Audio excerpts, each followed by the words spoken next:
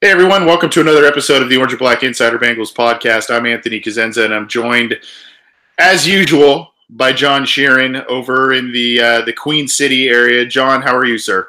I'm great. I'm in the room that I grew up with. I know I get the vibe sometimes that our listeners don't think me as a Bengals fan because I'm very negative a lot. But as you can see behind me, those are just some of my jerseys that I got over the years. The one in the middle is a custom one. It says Sheeran on the back. So I am in fact a Bengals fan. In case some people may not think of it, and I was a pretty big one back in my youth. Yeah, well, it's also a nice little shrine to your achievements as a kid. There's Oh trophies yeah, and medals. all the Little League baseball stuff. I was on a powerhouse team. I was like the youngest kid on that team, so it Nice, carried me. nice. Well, good to have you with us. And John, it's basically the start of. I mean, it's one of the major events of the offseason here. The NFL Combine is sort of underway. Interviews and teams were kind of arriving in Indianapolis the last couple of days. Some news and notes to talk about there. We'll get to that along with some other news and notes in terms of Bengals coaching hires. We're going to talk about the John Ross situation. We also have a question of the week, and we're gonna kind of have a little bit of fun. There's been a lot of drama with the Bengals in such what's supposed to be kind of a quiet period of the calendar. So we're going to try and have a little fun and have a fun discussion with you, the listeners, as well. And then we'll get to some listener questions at the end. You can get to us in the live YouTube chat with your questions throughout the entire show. We'll get to those. If you're joining us on cincyjungle.com, you can leave them in the comment thread there. You can get to them, get them to us on Twitter at BengalsOBI, or you can give us a call or shoot us a text. We'll be taking texts throughout the show. Calls later in the show. 949-542-6241 is the number. We're happy to have you with us. And but kind of before we get to the segment later in the show about the question of the week, just in case you don't follow us on Twitter or you didn't see it, we asked a question about which Bengals figurehead you would like to see a documentary on. So whether that is one that's, I mean, there's been a couple of documentaries recently that have been made, whether that's a 30 for 30 or a football life or what have you. There are some interesting people that I think we could choose from. We've already got a lot of responses. So vote if you haven't yet. Vote on Twitter at BengalsOBI. That post is there. Get us your information, and we'll talk about that in a little bit. John, let's kick off the show though with I guess let's talk about the coaching hires. Last week at this time, we were talking about how Lou Anarumo was basically the favorite, the favorite of who was left. Who had not said no, and then lo and behold, a day or two later, it was officially announced that he is now the defensive coordinator for the Cincinnati Bengals. He's been on the job for less than a week, and now he's at the scouting combine. I don't want to rehash a bunch because we talked about him for a little while there, but I mean, I guess it's expected that he was the guy, given some of what we had heard leading up to last week's show. Are you feeling any better about it, or is this kind of a settlement by Zac Taylor and the Bengals? Yeah, and honestly, they hired it was first reported that Zac Taylor was hired like Thursday, like the day after our show back in January, and then they hired an interview on Thursday as well. So they're really helping us out with that. But I know, appreciate that. My thoughts aren't really any different with Anarumo. I cannot say his name right on the first ever. I'm terrible about it myself. It's gonna be such a struggle, like writing his name throughout the season. Anarumo. And he comes from Staten Island, so I assume he might have some roots in there. So no, but 29 years of coaching experience.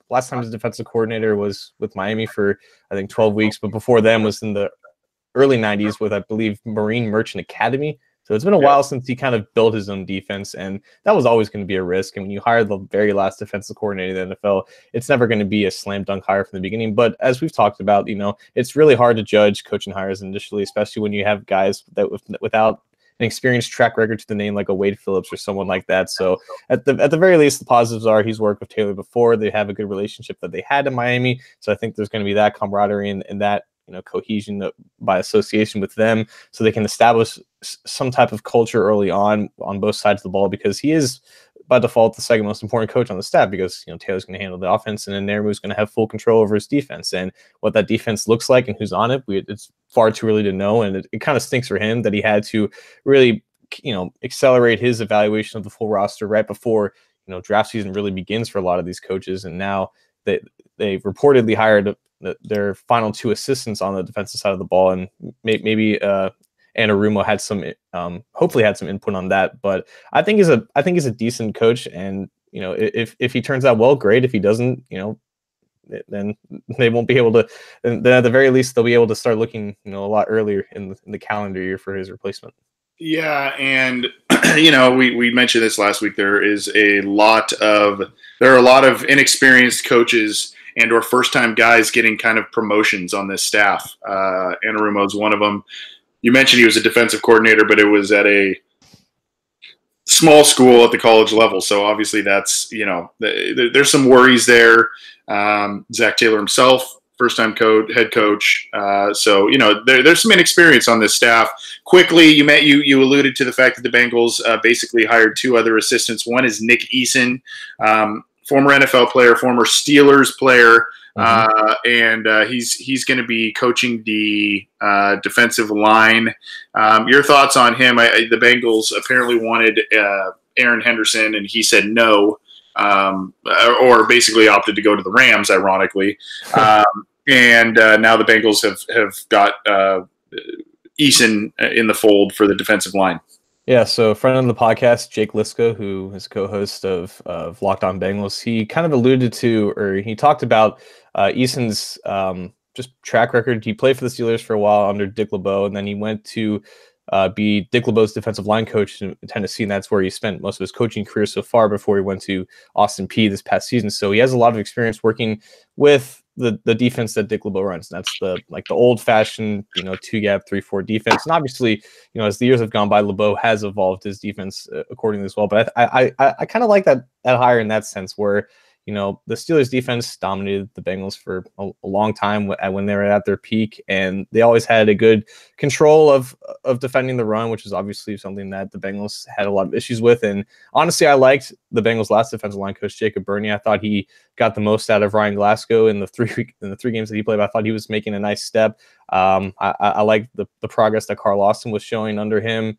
And I like Burney. I think he brought some good things, and I think Eason, having just retired from the NFL about a handful of years ago, experience under experienced defensive coordinators, I think this was a solid hire for when they made it. And the defensive line is I think we felt a lot more comfortable about the defensive line in the offseason last year than what we do now, because there's more uncertainty. But I think Eason provides good coaching experience, and good just overall experience as a player to really get the most out of the guys there, and hopefully bring in some guys that provide qualities that they don't have right now. Yeah, and obviously familiar with the AFC North, which is a big plus in general. Interesting though, Steelers guy ran some different defensive concepts, and the Bengals have traditionally run Marvin Lewis and who they have on the roster. So going to be interesting to see how that turns out. And then the Bengals seem to be hiring Tem Lukabu. I think he was he from Mississippi State? Yeah, Mississippi State. And he's going to come in and be an assistant here as well. Any thoughts on him? I know he's kind of a little bit of an unknown guy as well.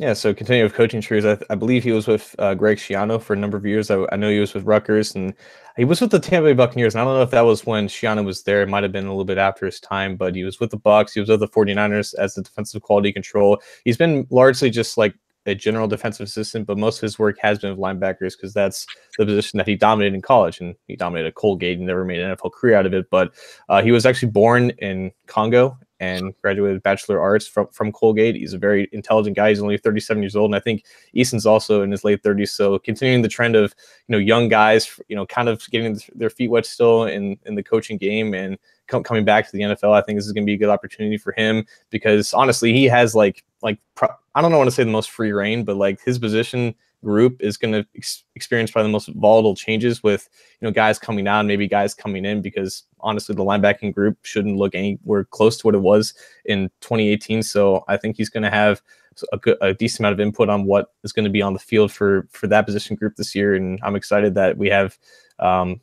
someone kind of brand new on the scene that can provide some like fresh and innovative coaching techniques. Yeah, so I mean that's the young and innovative. That's kind of the name of the game with the Bengals staff this year, and whether it works out or not, you got to say I guess kudos to them because they got kind of set in their ways and things got stale, and now they've really kind of redone a lot of different stuff, and that comes with the youth on the coaching staff.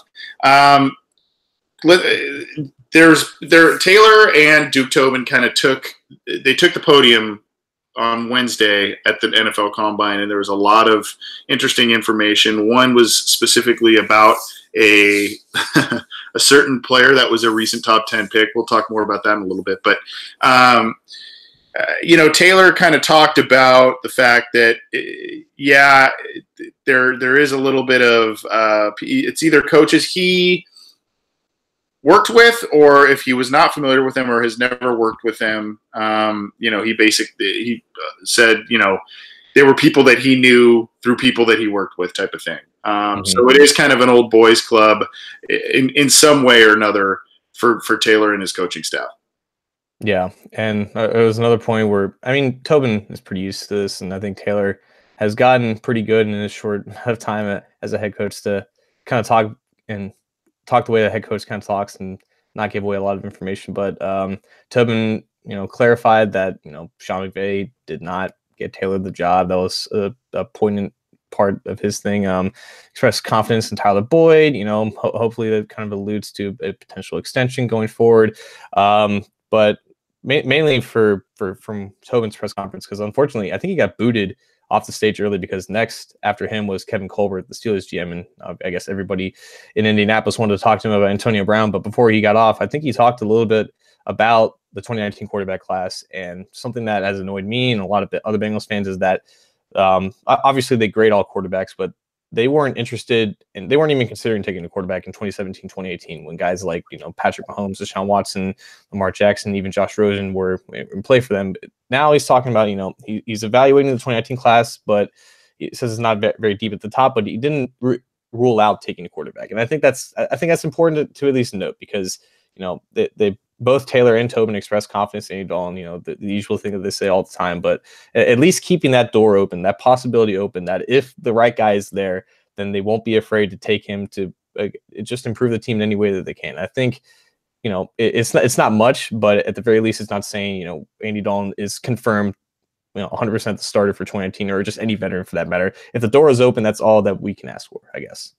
Yeah, and there were some other interesting comments from Taylor kind of saying, oh, yeah, Dalton is, a right fit. And he kind of said some similar things about Dalton that he said when he first got here. And he kind of reiterates the fact that he likes what Dalton can do in his offensive system. So we'll see how true that is, and other items are that he and Duke Tobin talked about. There was a couple of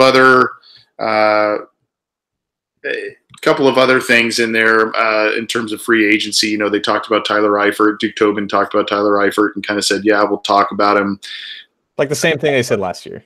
Right. Like the same exact situation. Right. And it is the same exact situation because productive guy when he's there, hurt, missed most of the season. So,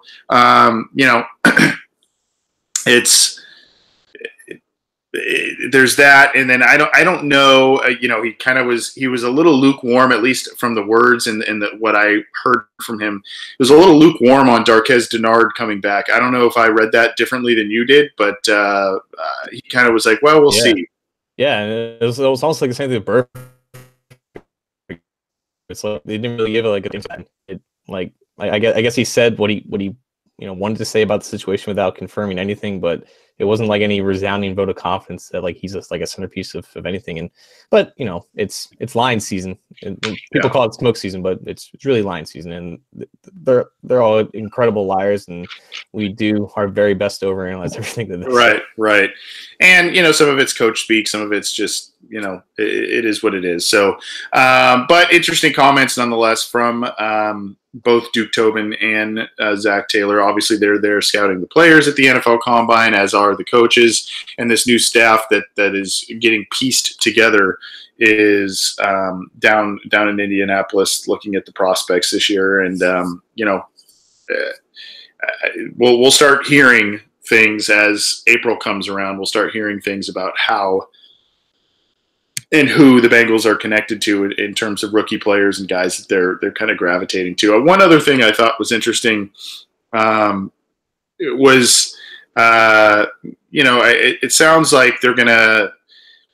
We'll see. I mean, do you think that they're going to put more emphasis on tape or the interview, or do you think they've seen enough on tape from some of these guys that it's now more about meeting them and talking to them? It seems like Marvin Lewis's staff really was into the interview process, at least from the outside looking in. Do you get the same vibe from this staff, or is it too soon to tell? I think it is a little bit too soon, but in general, like I feel like most of those tendencies under Lewis kind of really escalated towards the later years when Marvin had a lot more experience under his belt, and with Taylor as a first-time head coach, just learning what he saw from like McVay, and I guess back in the days with Joe Philbin, he might have a different process in general. But like the combine is like the most important thing at the combine is like the medical evaluations and just meeting the players and getting a grip on who they are as people, because at the end of the day, these are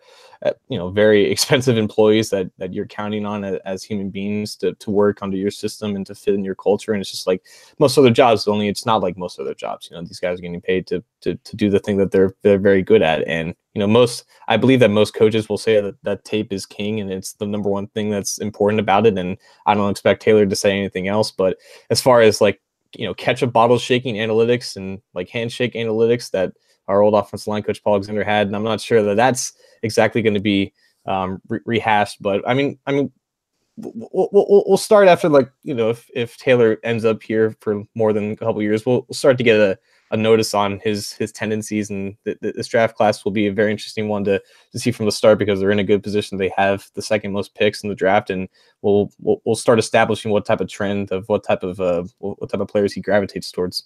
Yeah, and I'm glad you brought that up. Just another quick little bit of news: the Bengals were awarded 3 compensatory picks in the 6th round. I mean, whoopee, I guess. Yeah. That occurred since our last episode as well. I mean, obviously this team needs some depth. They need to replenish some positions, but I don't know that 3 6th round picks, if you use all those, is really going to net you a lot of impact players personally. But and if you look at the track record under Marvin Lewis and the who they have used 6th round picks on, it hasn't net very much in terms of no Tom Brady's there. No. Well, there might be one this year. I mean, that's always the goal of this thing, is to find that type of player. This is the Orange and Black Insider Bengals podcast. He's John Sheeran. I'm Anthony Cosenza. You can get this show on iTunes, on Stitcher, on Google Play. It's also on the Megaphone platform. You can get it on YouTube, and all of our stuff is on cincyjungle.com. So subscribe to our channels, download our material, and yeah, we've got some interesting stuff coming up, I think, over the next handful of weeks in terms of draft shows and combine shows and all that kind of stuff. So stick with us. So it is line season at the combine, where 32 teams congregate in a giant hotel ballroom in St. Elmo's Steakhouse. And basically they all lie to each other, or lie to the media, or say things that the media takes out of control. One of those things, maybe one of the biggest news pieces, was our own John Ross, and how it was reported that the Bengals were in the process of beginning to field offers for the 2017 first-round pick. Here's the facts in the situation. John Ross, if the Bengals were to trade him, it would cost them a little bit north of $5 million in dead money. John Ross has 7 touchdowns in his career, but only 21 receptions. Overall, the tape is not tremendous with Ross. The production is not there. And honestly, if the Bengals were to successfully trade John Ross, they might not get more than, let's say, a high day 3 pick. So when it first came out, when the news first came out, the initial response was, this is stupid. Why would they do such a thing? John Ross is still 23, 24 years old. We haven't really seen fully what he can do at his best. But there is another side of this, and as it comes with a new head coach who brings in most of his assistants, he has types that he likes at certain positions, and when evaluating the roster, he has his own perspective on, who kind of fits with the guys that we are established here, that we are determined to build around. And as a result, sometimes the roster shakes up. So to dismiss this rumor right off the bat, even with Duke Tobin vehemently denying it and Zac Taylor kind of denying it as well, we can't, I guess, put it completely across the table, because there was also reports coming out today from ESPN's Kat Terrell that teams were inquiring about trading for Ross during the season. Bengals claimed that they weren't interested in that. So maybe this rumor was just a culmination of a few months in the making, and it kind of leaked right at the time where these things sort of leak. But Anthony, if the Bengals were truly considering to trade John Ross, is it a good decision or a bad decision? I think it's a bad decision on a number of different fronts. And if you want to kind of be stock market guy about it, it's buying high and selling low. And I think there is other, and you mentioned also that there's a pretty significant dead money hit if they got rid of him, especially for a guy on his rookie contract. So, and the Bengals are a team that usually do not, I think they are one of, if not the lowest in terms of teams that carry dead money currently. Mm-hmm. That's just the way they structure. And I think part of that is, they don't guarantee as much money on contracts and all that kind of stuff. But for all of the belly aching that I know I have done about the team and their lack of free agency focus, at least they have kind of that where they can say, yeah, we haven't done as much, but we're also never in salary cap hell, which is never fun for any team. So, now, granted, that wouldn't do much, but in terms of putting them in salary cap hell. But here's my thing with it.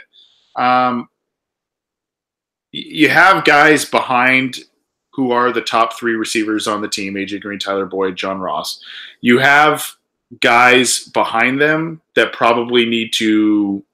Some need to be elevated, and some need to probably be shed. I think. Mm-hmm. I think Cody Core is a guy that you probably need to sit here and say, well, maybe that's just not working. And there's some other guys in there, and maybe you elevate Alden Tate as more of a possession guy, and maybe that's he gets another shot. I don't know if he is in the mold of a Taylor guy. That may not be music to some Bengals fans' ears, but my thing is, we've seen players and receivers in particular. Hell, there was one on the team last year that did it. Year 3, big jump, Tyler Boyd. Nelson Aguilar is another guy who ended up becoming same kind of thing. I think Marquise Lee a couple of years ago in his 3rd year down in Jacksonville, he ended up, after struggling his first year or two, he ended up coming up and becoming a decent player, even though their offense was terrible last year. But my point is there's still a lot of untapped potential. There's still a lot of I guess it's still, to me, this should be an experiment type of year for Zac Taylor in that he should be able to even if it's for a year, have Andy Dalton, have John Ross, and use them in a system and be like, does this work? Now, that doesn't mean you don't bring in another wide receiver. That doesn't mean you don't bring in another quarterback. It's just, to me, you've already experienced 3 straight losing seasons. You've got some talented guys on this team. I would hate to just have them just really kind of dumpster fire the entire thing, get rid of some of these guys, and then all of a sudden we're looking at a 3-win season. What would be perceived as kind of a major regression from the last couple of seasons, which is saying something. And I think that John Ross deserves a chance in this type of pass-happy offense. The Rams used guys, Robert Woods and Brandon Cooks, that can do some similar things in terms of speed and all that kind of stuff that Ross can. I think Ross has been his own worst enemy in Cincinnati, but I think he hasn't made any, he didn't make any friends with Marvin Lewis or anything like that. But also I think there were missed opportunities for big plays last year by Andy Dalton. There were some questionable play calls by Bill Lazor in terms of the fact that Ross yeah, you can go deep with him, and yeah, you can shoot him deep, but there should also be a lot of yards after the catch type of plays called to him, and there has not been that. Easy pitch and catch, get Dalton's confidence up, get Ross's confidence up early in a game. Maybe it's an 8-yard play, but it's a screen, and all of a sudden, on first down, you're looking at 2nd and 2, and it's a nice play.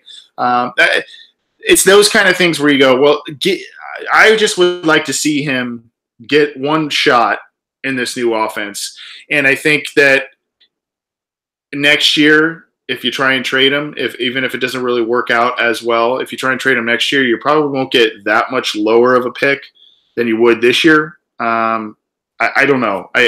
To me, I just think that he needs another year here in Cincinnati. To play devil's advocate, because I know a lot of people like John Ross, but a lot of people from the start did not like the fit, not only with Cincinnati, but in like Biller's offense, but also with Andy Dalton. I was one of the people that assumed that because Ross played with Jake Browning at Washington, Browning by and large is like a college version of Andy Dalton, not the greatest arm, not the greatest velocity, kind of on the shorter side or whatever. But Ross produced fine in Washington with a limited quarterback in Browning, and just off face value, I would think that the transition from Browning to Dalton wouldn't be as bad as it is. But clearly, Ross has not succeeded at all. It is just with one season with Dalton at the helm. I think he had the 2nd highest uncatchable target rate out of all guys of targets over 20 yards, and I don't think that's coincidental considering Andy Dalton and Jeff Driscoll are throwing in the ball. So if this is a realization that 2 years in, this guy, we're going to be committed to a quarterback like Andy Dalton, and this guy is not fitted to play with him and to succeed with him, and he's not going to be able to fulfill his potential, it is at the very least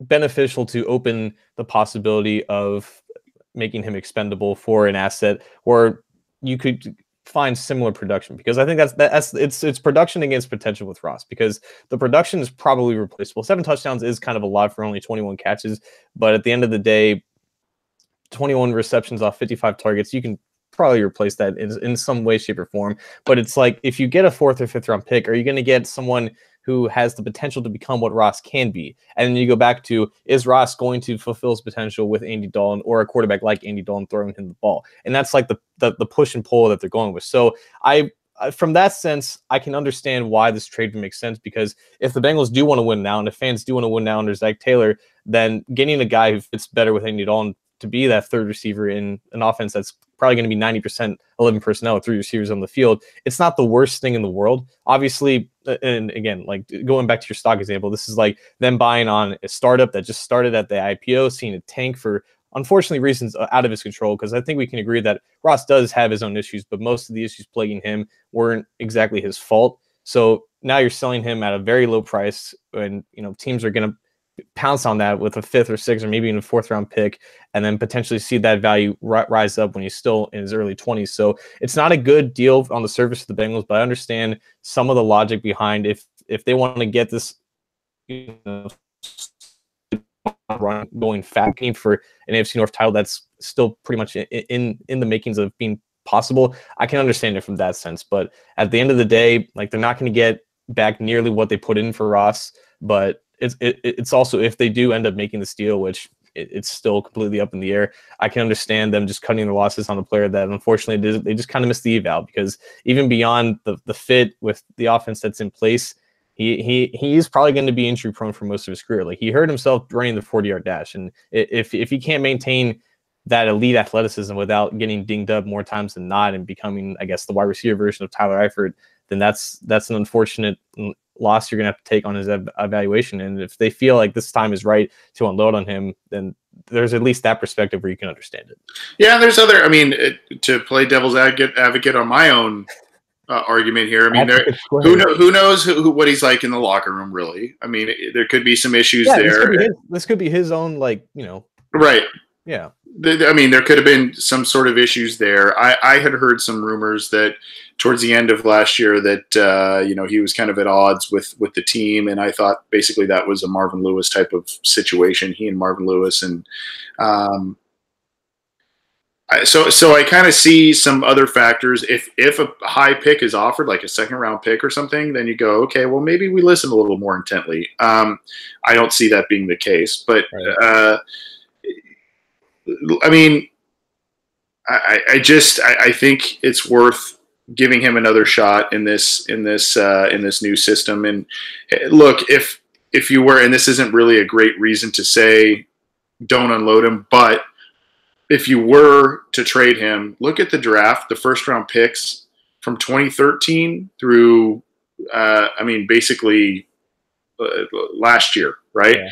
I mean, you had Tyler Eifert, won Pro Bowl, but hurt all the time. You had Darquez Dennard, decent slot guy.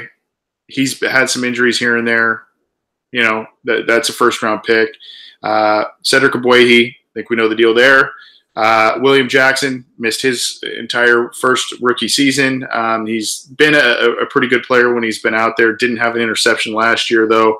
And then, you know, you've got Ross, and then you've got Billy Price last year who missed a good chunk of the season. So, you know, when you say kind of laissez-faire, oh, you know, you missed the eval, normally I'd say, totally, John, I get it. But when there's kind of a track record of like a lot of high picks with some issues, I mean, you can't keep whiffing on these types of things. And not saying that all of those guys were whiffs, because they weren't, but I think they are more disappointing than I think we thought they would be. Yeah. I think that's a pretty fair statement. But like successful teams don't have like 3 consecutive first round picks, all free agents in one offseason, and the likelihood of all 3 of those guys coming back is like 0. And that's exactly what it's with Eifert and Dennard and Ogbuehi. And that was like the start of like their downfall, because if you're not active in free agency and you rely completely on the draft, and then you have unfortunate misses in the top of the draft, it's inevitable that you're going to be unsuccessful. Yeah. Yeah, and unfortunately, these kinds of picks have kind of put the Bengals behind the 8 ball. But as you mentioned, though, John, I think, and I kind of want to ask this portion of it to you. Tobin and Taylor kind of just said, no, we haven't even had. And Tobin was very emphatic that they have not had discussions about John Ross. You also said this is a time for great lying. Do you believe that they have?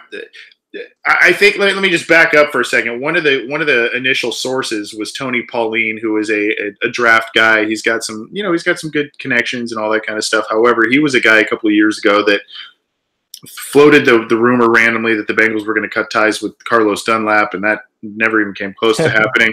He kind of floated this. He was one of the early guys floating this one out there as well.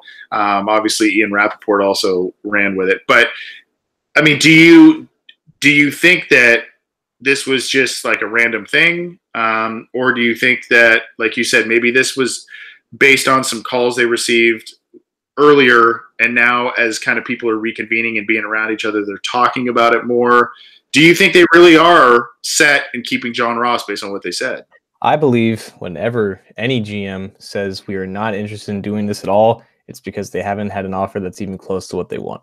And I think that's honestly the reality of any type of situation with this. And it could just be that they have simply not entertained any offer at all. But usually when there is smoke, there is fire. And I'm not saying that's 100% of the time, but when you're talking about a player who is largely been unsuccessful in his first 2 years, in half of his rookie deal, may not fit entirely with what the offense wants to do, you know, it's not implausible for it to be untrue. But I think a vast consensus came to the conclusion that Ross is not worth anything more than like a pick just outside the top 100. And I just don't see the Bengals even looking at that. And that's essentially saying, yeah, we're not doing this. And that's basically, I think, where that statement could have come from, if not them just completely telling the truth. And honestly, I'm not distrusting. I'm not saying, you know, GMs and coaches are just bad people, but I just don't trust most of the words that they say around this time of year. Yeah. But for now, John Ross remains a Bengal, and hopefully he takes that big leap in year 3 that we have seen Tyler Boyd make and other guys make in the NFL.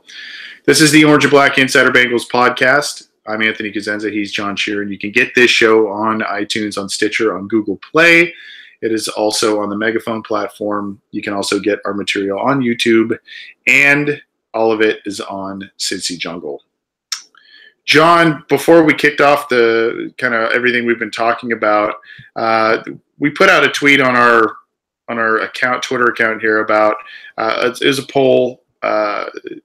Which team figure or which figurehead would you want to most watch a documentary on? So, I mean, there's 30 for 30s, there's a football life, there's all kinds of stuff. Unfortunately, because Twitter being what it is, it only allows 4 answers.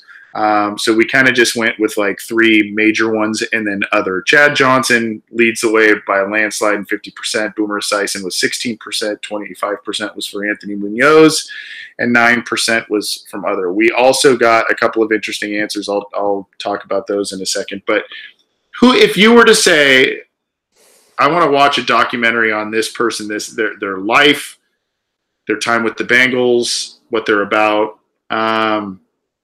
And you can give me more than one if you want. But who are some of the more intriguing names to you that you'd want to watch a documentary about?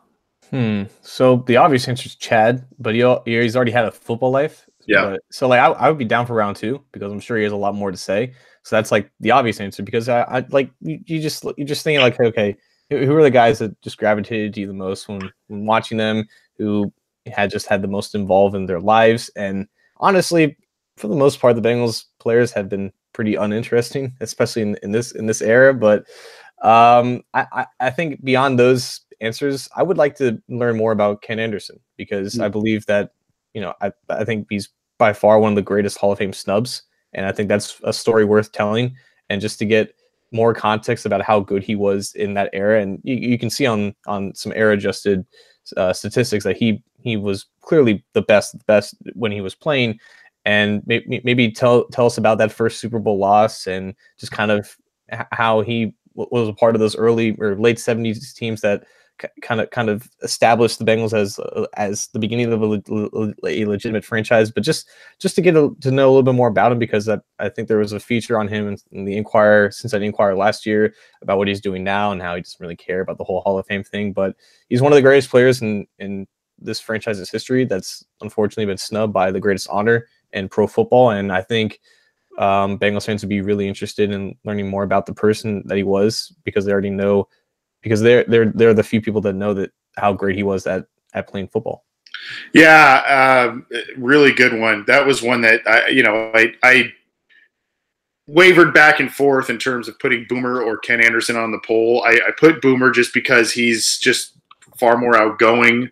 Right. I think a lot more fans are just more familiar with him just because he's a more recent quarterback and he's on the CBS and he's on, all kinds of platforms, and really intriguing guy. So that's why I put him there. Just a couple of other interesting answers here, John, that I thought were worth talking about. Mike Donahue on Twitter and Chris Francis in the YouTube chat said Chris Henry. I thought that would be a very interesting one. Yeah, real that'd be real sad as well.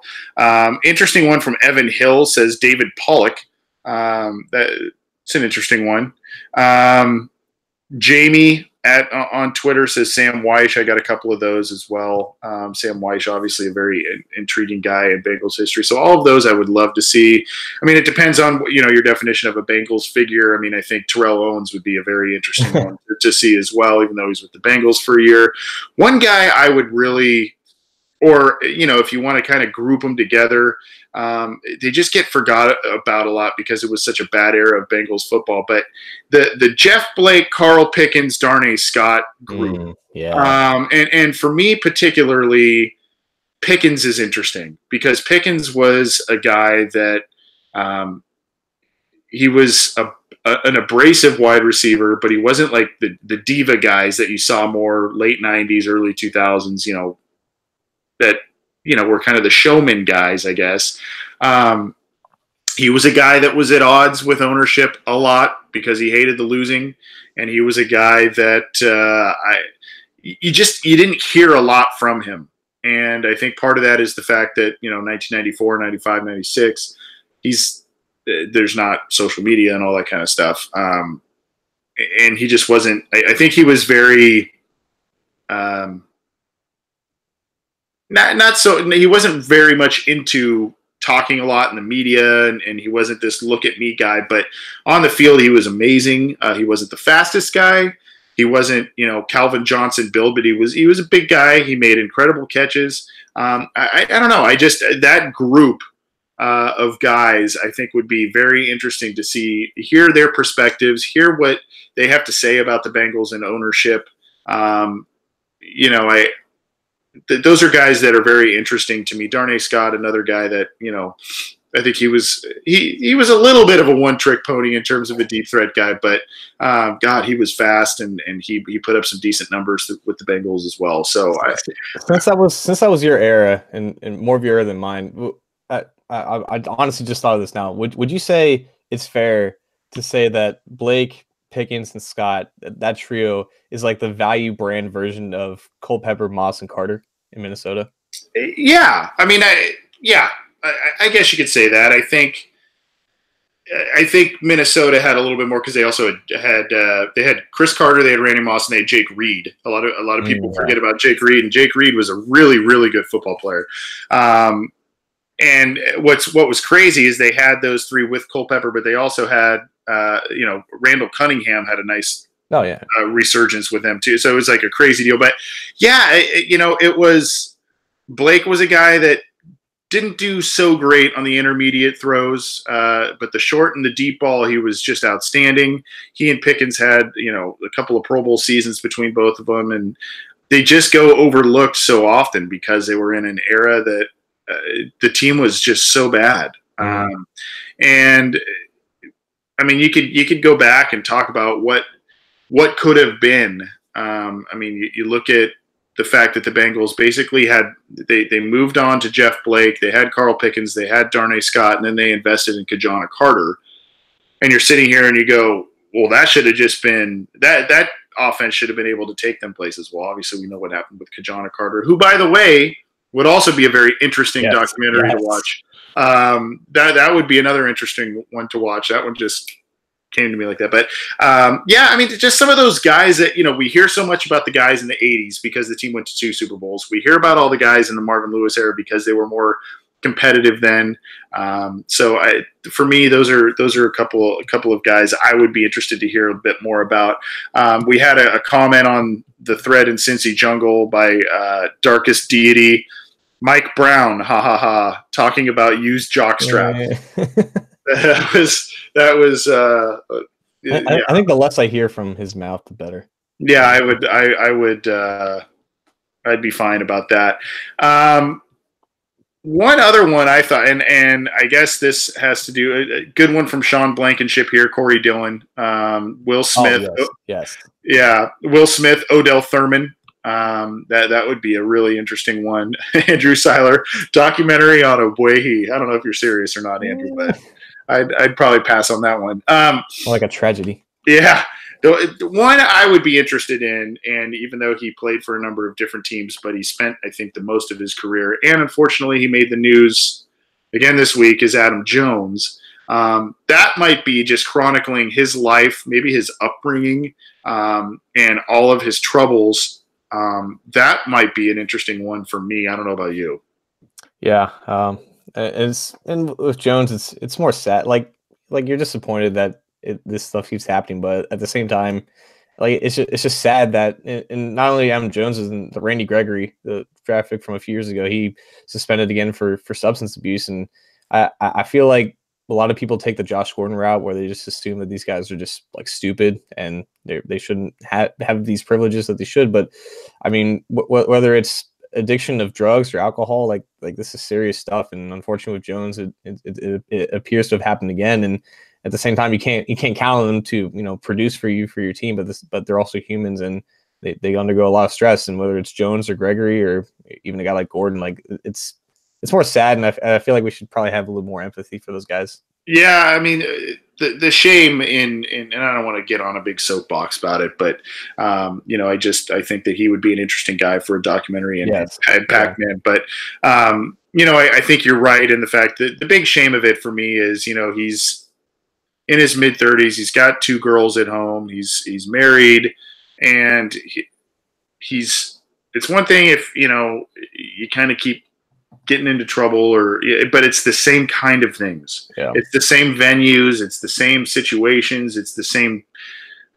To me, it's like I don't know. He's just not learning, or he's just like you said, maybe he's addicted to certain things, and I don't know. But not my place to judge. But it would be interesting, especially what happened in the Las Vegas situation, that tragic situation a handful of years back. Hearing about that, I think that would make for some compelling stuff. Thanks for everybody, and you can still vote. The poll is open on Twitter. We just wanted to kind of have a little fun and talk about some of the more interesting people. Oh, there's some more good ones here, John. Roger Moore says TJ Hushmanzada. That'd be a good one. The one says Takeo Spikes would be good. Rusty Shackelford says Andrew Whitworth. I think that that's going to be in the making for sure. Once he closes his career, I think they'll do a football life on him. I'm sure. So good for him that he's been able to keep his career going. And he recently announced this week that he's going to play again this year. So awesome.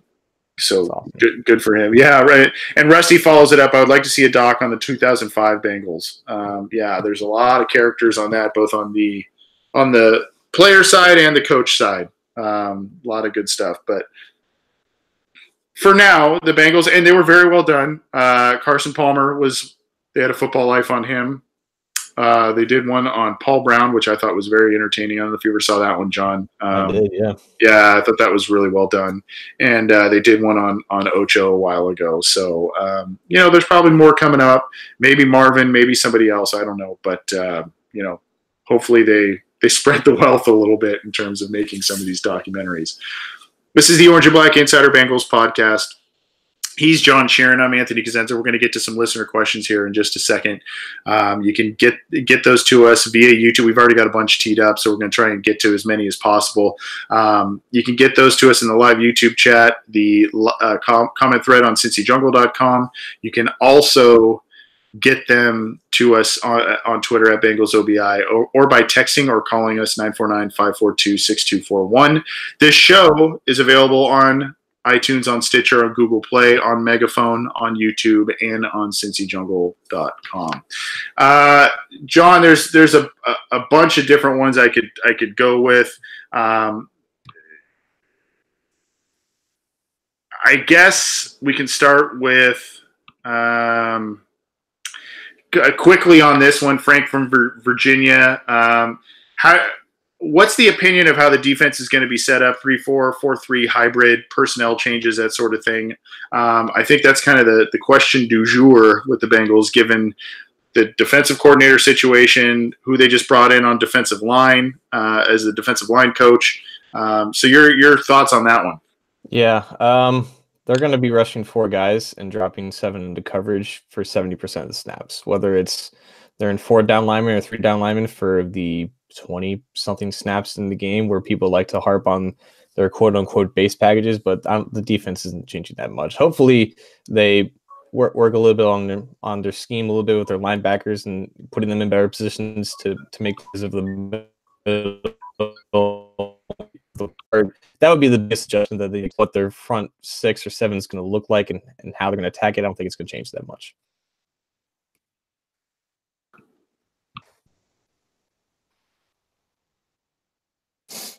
But honestly, though, it is interesting how some assistants for the Bengals have experience in that 3-4, and they could be more multiple and do a little bit more different things, but ultimately I think it's going to be pretty much the same.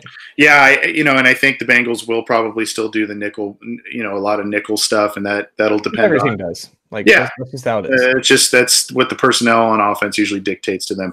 We do have another call on the line.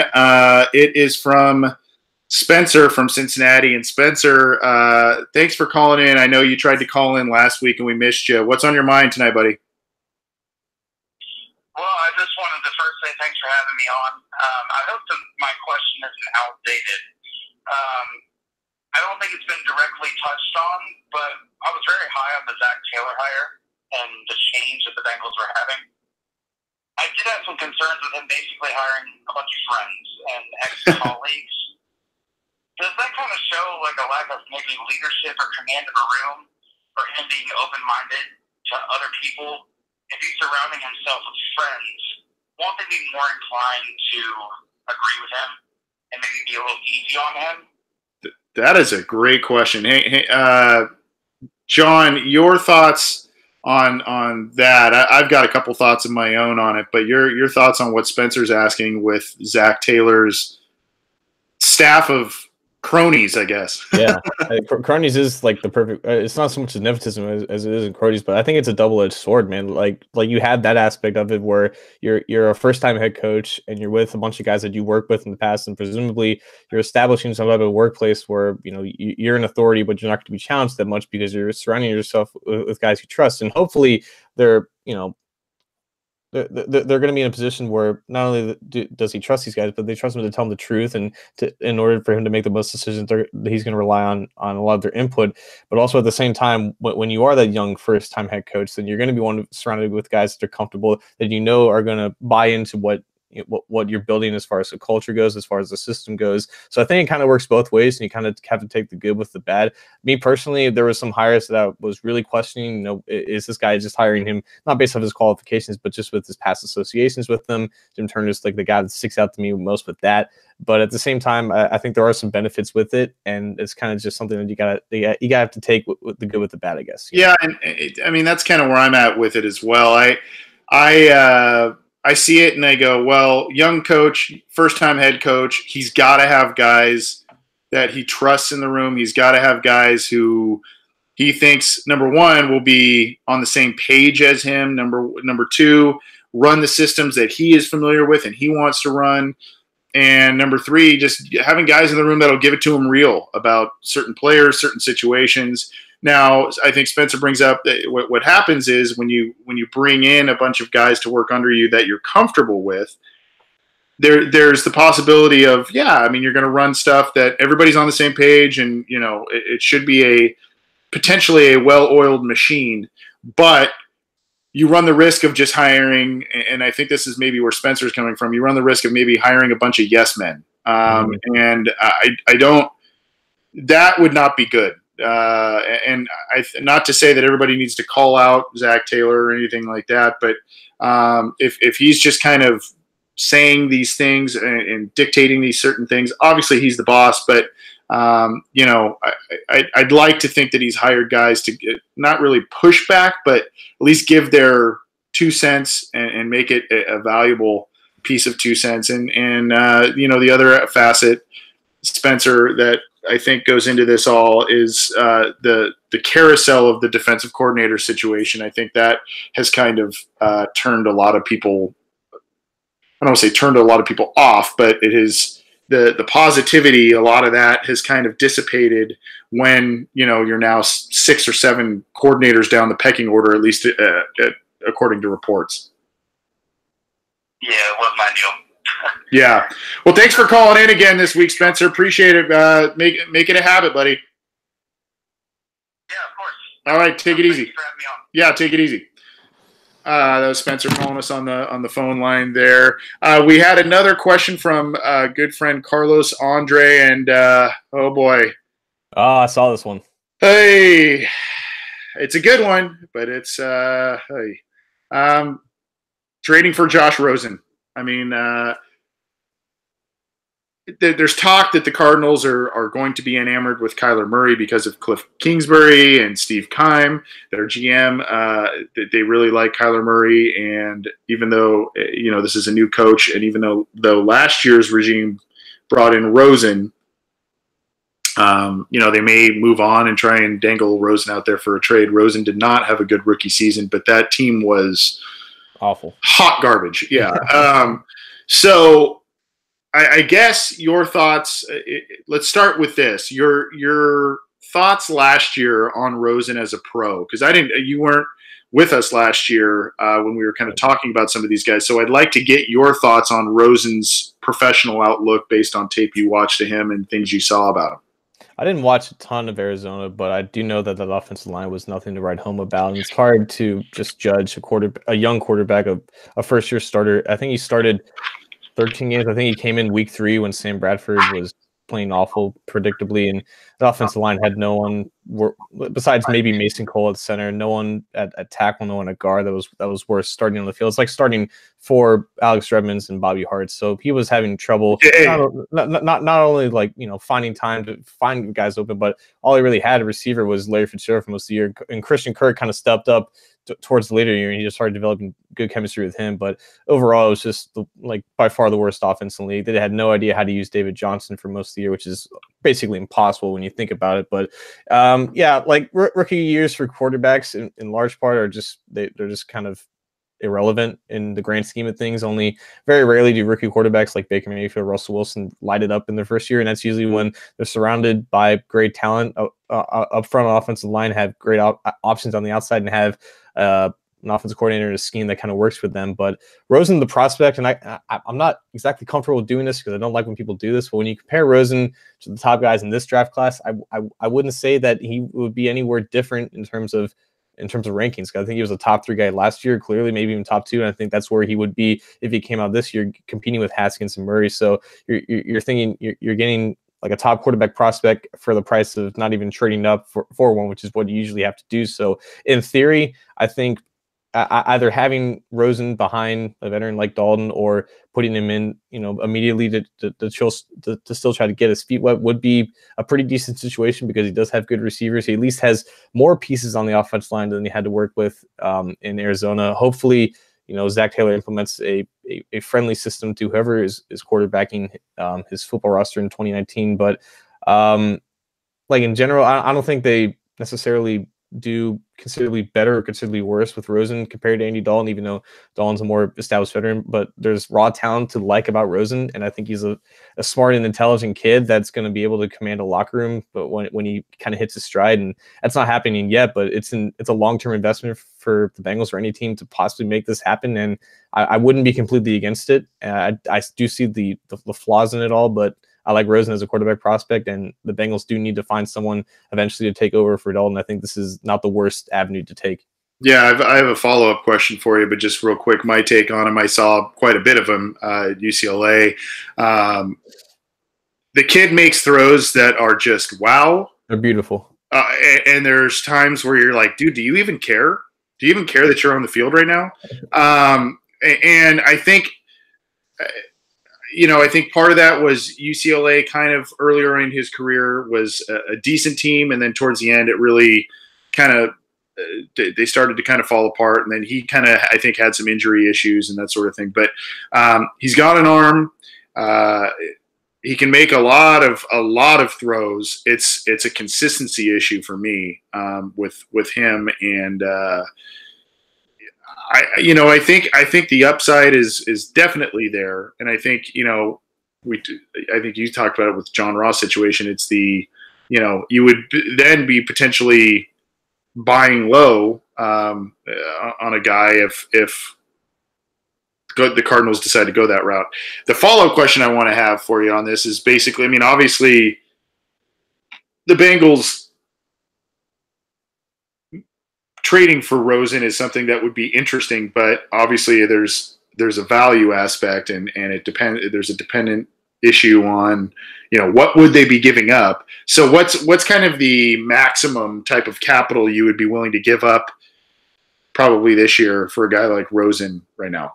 I would think Arizona want that 11th overall pick, and I would probably start with like a couple day 2 picks, because of what we saw from Rosen, and it's just kind of like playing the whole negotiating thing and hopefully keep it there. But if it ultimately comes to that 11th overall pick, you're thinking, okay, what am I giving up if I keep that pick? I get maybe a top 2 tackle in this draft class, and maybe getting Devin White, the best linebacker in this draft.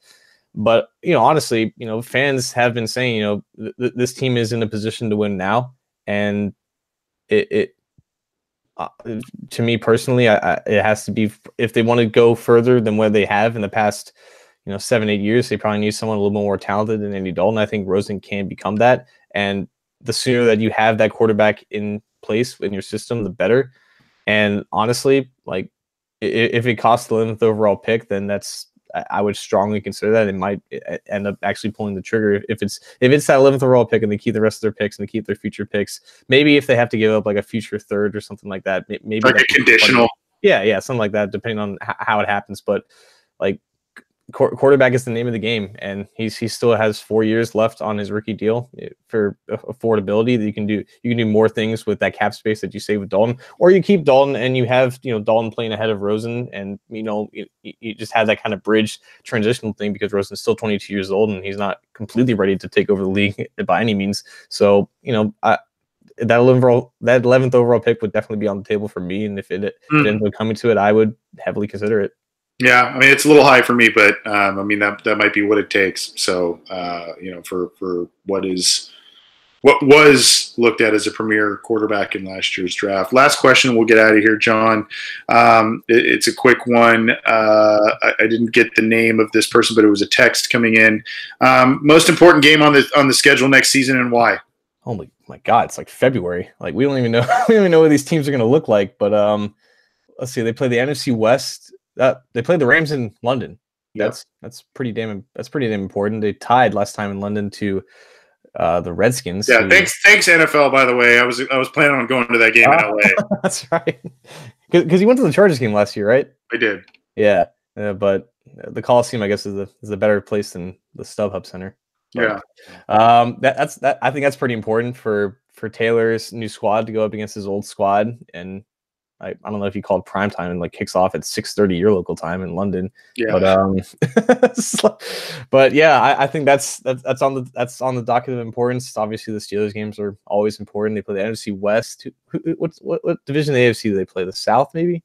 The East? I want to say it's the East, but I'm not 100% sure. If they play the East, then obviously the Patriots, because they played the Chiefs last year, and the Chiefs are going to be like the next best thing in the AFC, and they failed that test miserably. So just any game against the Patriots are important to kind of a barometer of where you are compared to the lead in your conference. So that like those are two Super Bowl teams and your biggest rivals. So those are probably the biggest 4 games. Yeah. So you've got looks like NFC West and AFC East. Yeah. So two Super Bowl teams for the Steelers. Yeah. To me, I mean, obviously, the division games are always the most important to me. For the first time in a long time, I'm going to say the Browns game. One of the Browns games is probably going to be the most important. I think the Steelers will be on the downswing based on all of the drama that they have. Now, that doesn't mean they're going to be terrible. I just think that they will not be a 10-win team like they usually are. Everybody and their mother is building up the Browns after what they did last year and Baker Mayfield. I would love to see them fall from grace. I saw a reporter today on Twitter saying he was going to tell Freddie Kitchens that he had the expectation that the Browns were going to go 12-4 next year. So to me, I think a lot of people are going this way. I don't think there's a lot of people who are long-term believers in Lamar Jackson. I don't think a lot of people are high on the Steelers based on all of the attrition that's probably going to take place in some of their offensive skill positions, and then the Bengals are in a major state of transition themselves. So I think a lot of people think that this is the Browns' division to lose. Oddly enough, I'm going to say, whatever one you want to pick, the Browns game is probably going to be very important next year. And it's division, it's conference, all that kind of stuff. So to me, that's where I'd go. Thanks for all the questions tonight, guys, on a variety of different ways. We got texts, we had tweets, we had calls, all that kind of stuff. We probably had some more in the live YouTube chat. We're just running up against time, so I apologize we couldn't get to those. But if you ever want to send those to us, hit us up via Twitter or anything like that. You can send those our way. We'll try and get to those either on the show or on our mailbag feature that we do on cincyjungle.com. So we appreciate all the feedback and everything. You can get this show, as I've said a couple of times, on iTunes, on Stitcher, on Google Play. You can get it on Megaphone. It's also on YouTube and cincyjungle.com. We appreciate the support. Any final thoughts before we get out of here, John Sheeran? So John Ross rumors will not be the first lies you hear. Just remember that everyone lies, and they're all better than you. You gotta a guess as to what another one might be? We'll probably hear some free agency stuff. We've already been bamboozled with perfect news from our good buddy Andy Furman, but I think that's probably inevitable, and we might hear that as free agency kind of approaches. But right now they have like what 52 mil. They can add 6 million with perfect. He sucks. It seems like a no-brainer, and that would probably be my prediction of what happens with that. But other than that, maybe some other surprise cuts from some recent draft classes. I wouldn't, maybe like a Jordan Willis, something like that. I don't know, because this is a whole new coaching staff and they have whole new opinions on players that they didn't bring in. So it's going to be interesting what pops up and what's true and what's not. Yeah, man, Jordan Willis, that was a guy I was excited about, and he has just not done much of anything since joining the Bengals, unfortunately.